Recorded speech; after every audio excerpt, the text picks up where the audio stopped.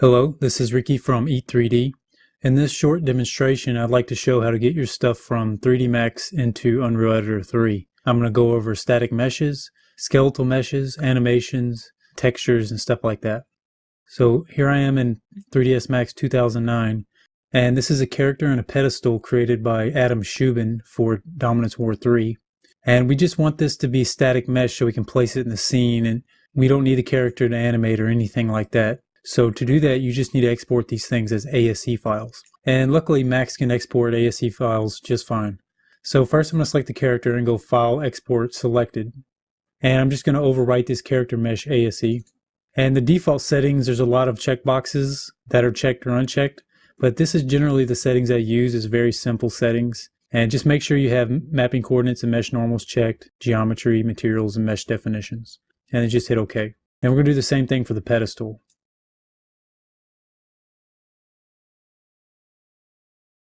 And that's pretty much it for ASC files. Also here I have a character that's actually animated. And this was an animation done for the VFX DVD. And it has a biped. In order to get this animation into Unreal, we need to export this out using an Actor X plugin. So if I open up the Epic Games website, there's a place where you can actually download these plugins. And they're free, and they have the Max 2008, 2009, and you can download them from here. I had a problem with Max 2009 Service Pack 1. I couldn't get it to work. So I did some searching on the Epic Games forum, and I found a link to a version of the plugin that works for me in Max 2009 Service Pack 1. So I'll post this link on the E3D forum, or you can just type this address and get it from there. All you do is copy the plugins file into your plugins folder, and then you go into the Utilities panel and go More, and click Actor X, and then click OK.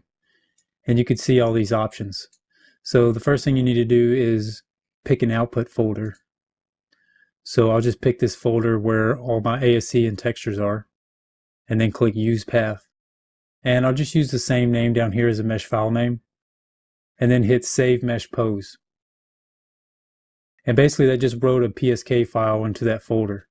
And now we need to give the animation file a name. So I'll just name it Character Anims. For this animation sequence, I'll name it Character Attack, and for the animation range, I'll just go from 0 to 300. And then I'll hit Digest Animations. And then I'll go into the Animation Manager, and then we just need to add this animation to the output package, and then hit Save. And hit OK. And that's pretty much it for getting everything out of Max. Now we'll go into Unreal. And this is pretty much how it looks by default in Unreal. And this is the generic browser where you'll be importing your meshes and textures. And there's a lot of tabs here, but we're just going to be in the generic tab.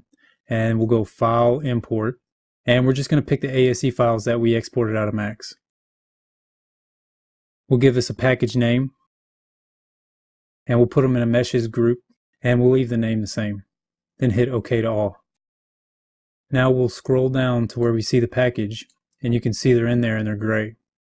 Now also we're going to import the textures. So right now we have a diffuse, a spec, and a normal for the pedestal and the character. So one good idea is we'll import the diffuse and the specs together. Then I'll check compression no alpha because I don't have any alpha channels in there and I want to make sure it doesn't bring one in. And I'll hit OK to all. Now this is going to take a while, especially if it's 2048 size textures. Okay, and after those imported, we'll right click again and go import. This time we'll choose the two normal maps and hit open. And we'll also click compression no alpha, but in the compression settings we'll choose TC normal map and hit OK to all. Okay, now that we have the textures in here, it's a good idea to put the textures in their own group. And we could have picked a different group name when we imported them, but I forgot. So to do that after you imported them, you can right click and choose Rename. And this is also how you would move things from one package to another. And we'll just change the group on this to textures. And if you want to move this to a different package, you would name the package different and it actually moves them there. And we'll hit OK. And now they're in their own group. Now real quick, we'll make a material for these textures. So we'll right click in the empty space and choose New Material. We'll put these in a materials group and we'll name this Character Matte. We'll hit OK. And let me just resize this. And so this is the material editor by default. And we'll keep this pretty simple, but if you want to get more in detail with this, there's a materials DVD on the website. So we'll select the character diffuse, and we'll scroll down till we go to the texture sample, and we'll drag one of those in. And we'll plug that into the diffuse, and we'll do the same thing but with the speck glow mask. And the speck glow mask texture is a unique texture. It has 3 grayscale textures packed into one in the R, G, and the B. And the name tells you where things are, so speck glow mask RGB. So the speck is in the R, so we'll put that in the speck. And now we'll bring in the normal map. And this character also has an alpha on his clothes, so we'll plug in the mask into the opacity mask. And we just need to change the blend mode to blend masked. And you can see up here, it masks some of that out. That's also for his teeth. Now for the glow, we'll plug it into the emissive, but you'll notice if I go into sphere that it's just a white and it's not very intense. So I'll change the color and the intensity of it by adding a multiply and plugging it into the A, and then added a constant 3 vector, which will add some color. Now to move these nodes around, you hold down Control and move them around. And we'll plug this into B. So now we'll plug this into the emissive, and it doesn't do anything because it's multiplying this by a black. So if you put these all at 1, it's back to a white. But to add color, we're going to need to give these different values, but we want to go above 1 so it'll bloom a lot. On the green, we'll crank it to 3, and on the blue, we'll crank it to 5. On the red, maybe we'll go down a little. And now we have this nice bright blue. Then you click the first green checkbox to apply the settings, and we'll close this. Now we'll go to the materials group and we'll add one more material. We'll name it pedestal.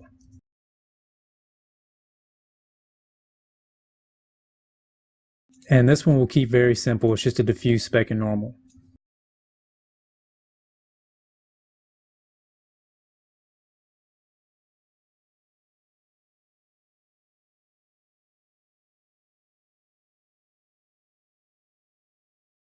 Okay, now that we have our materials, we will save the package.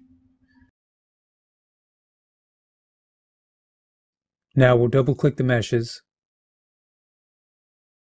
and we'll go to the materials, and with selected material, and we'll expand the LOD info, select the material, and click the green box in material slot. You can also rotate this to get a better angle and click the eyeball to capture that location. Now we'll do the same thing to the character. Okay, so that's pretty much it for the meshes. Now the last thing we're going to do is import the character that's animated.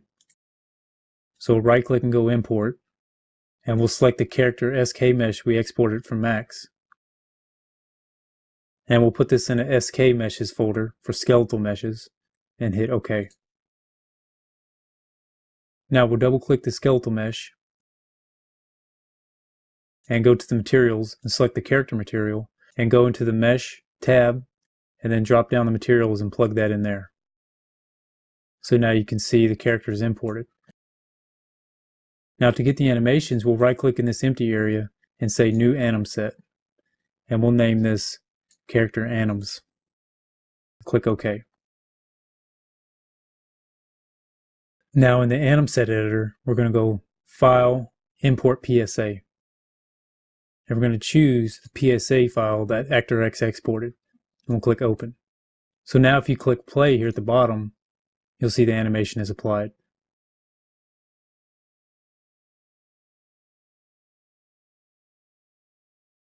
And if you want to make the animation loop, you can click this loop button here.